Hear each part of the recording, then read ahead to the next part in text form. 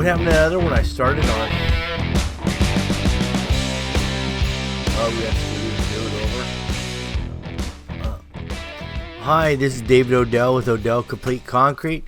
First day on the job site, other than when I did the estimation, of course. But that's insignificant compared to what we're going to see now. This is how you make a floor level in a house when you got a sunken living room that is a complete trip hazard. When you walk in the front door here, what you have is a trip hazard, a drop down. Many accidents happened in this household, from what I was told, coming in and out of that doorway. It really needed a guardrail, actually. But without that, here's what we are doing today. We're going to level this floor up. The floor had been stripped out. And what I did in this situation, I had the homeowner strip the floor out, remove the molding. That's something they can do on their own time, in their own leisure, and saves them a lot of money in the long run, actually. Get me down to concrete. I'll come in. What I do here is I drill and dowel, put the rebar in at 2-foot centers, some 3/8 rebar, and then I'll bring in the concrete, the pumper, and I finish it, do the leveling. That's my objective. Alright, here we are just drilling in. It's just a 3/8 hole. And I'm going to pound these 3/8 inch dowels into the concrete. And they get nice and tight that way.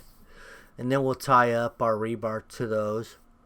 Actually, I'm doing 4-foot spacing on the dowels itself. 2-foot centers on the field.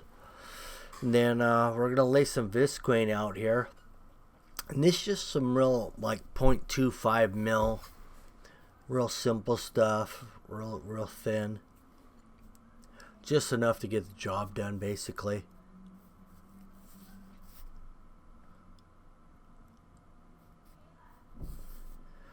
Now you notice that laser level out in the middle there. I just set it on the concrete, even though it's not the height that I really want, but it gives me a level field around the whole perimeter that I can measure up or down from. And the nice thing about being indoors, I can actually visually see the red line that it's projecting against the walls, because it's swinging a 360-degree radius. And I can see that in a dark space, of course, or even with me. I might have to put the red tinted glasses on, but in this case I didn't, because it was dark enough. And then I measured up or down from that line. That's how I established my grade. And I did find out that this initial foundation that was poured in this house was 1 inch off in 10 feet. And that's quite significant, I would say. That's something that I wouldn't really do, but it's really common, actually.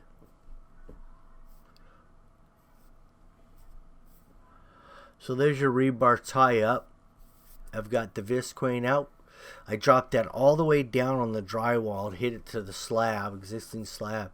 That way I'm not sucking a lot of moisture out of the concrete into the wall, the drywall per se.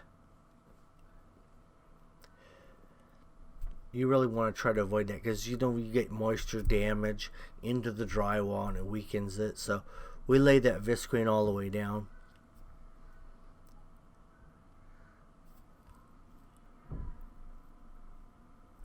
You can see that nice dark chalk line.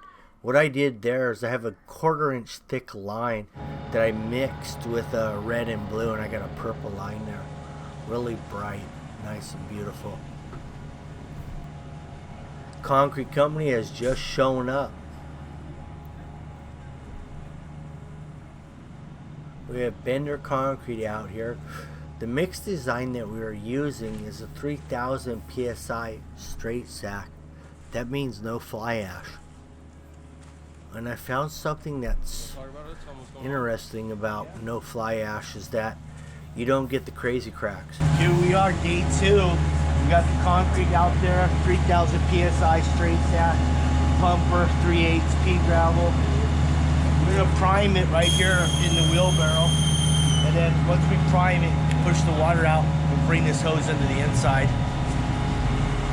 This way, if any clogs happen, they happen outside. Once we get it flowing, chances of a clog is minimal.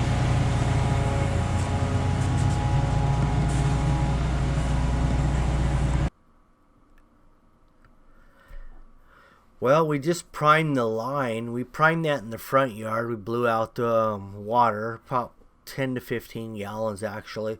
And that what that does is primes the line so it doesn't clog. Kind of lubricate. It's a lubricant. Water's a natural lubricant.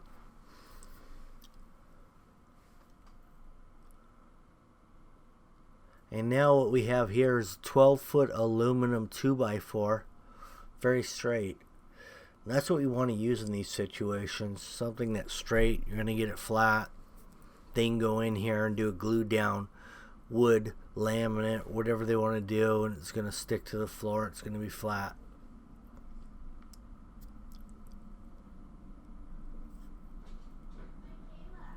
So the beauty of that thin visqueen that I laid around the perimeter is I can see through it really easily, and I can see my chalk line, which is my grade, and that's the level I want to follow.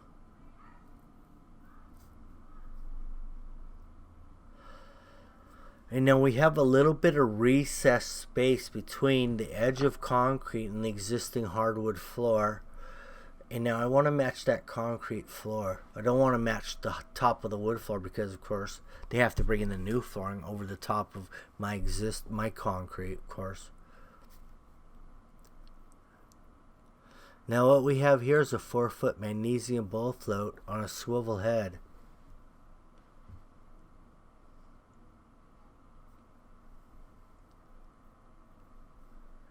Not easy to work in these kind of confined spaces because you got to think about your overhead, your ceilings, your chandeliers, many things that can obstruct your use, efficiently of this particular tool, of course.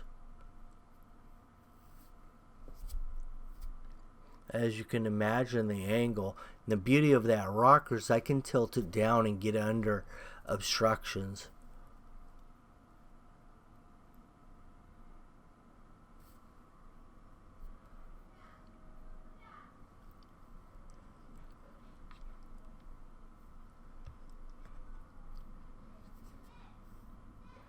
In the course of this particular project, the fireplace hearth had to come up, the fireplace mantle had to come up, electrical outlets had to come up, everything had to come up,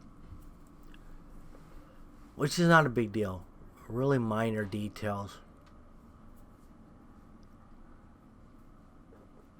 But the beauty of it is that you open up this whole house in the entrance is one big space, which is really kind of trending right now, actually.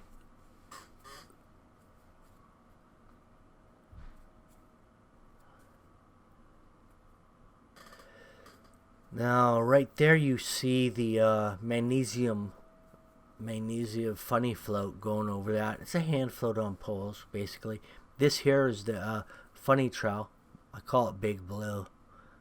It's got some weight to it. I got it on a rocker, and it lays it down. It lays it down nice and flat.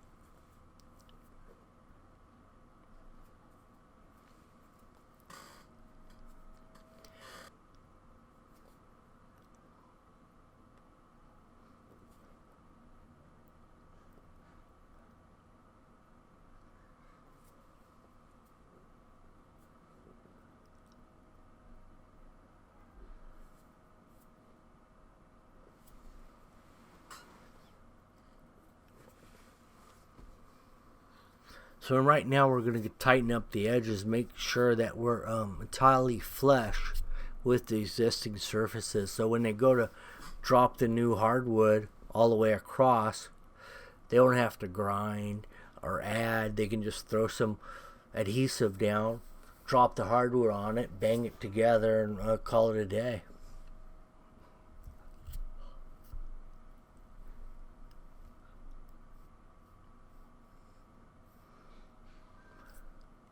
There's the funny trowel going out. That funny trowel, what that does is it saves you probably one extra hand troweling effort on knee boards. Basically what it does.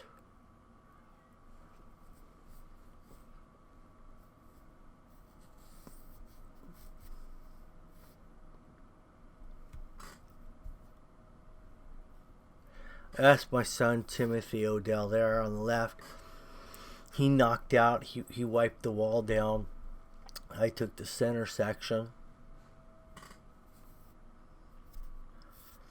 And then, this is your final product. Nice and shiny and beautiful. Anyway, thank you for watching my videos.